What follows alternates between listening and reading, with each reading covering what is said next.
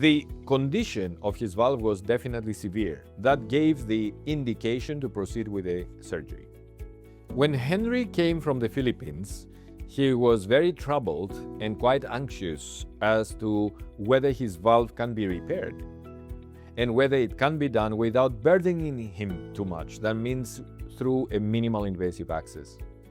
Now, the mitral valve has two doors, two leaflets that open and close somewhat like this.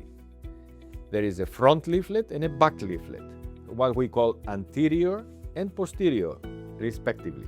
His anterior leaflet was, on a lighthearted note, all over the place. He had many segments of that leaflet prolapsing, leaking. This is considered a challenging problem for the mitral valve repair. Yet we managed it with the implantation of artificial new cords, and his result was excellent. No more residual leakage. And the beauty of it is that we also did it in a minimally invasive fashion. I believe Henry was delighted. On top of that, there is a very, very unique differentiator in Henry's case, and that is we applied fast-track protocols. We applied physiotherapy.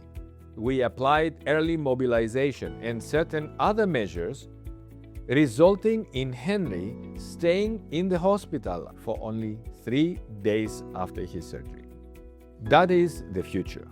This is where, with increasing technology and skill, heart surgery is going, to the benefit and delight of the patients, of course, who can be discharged easier, faster, and go back to their everyday activities without so many limitations.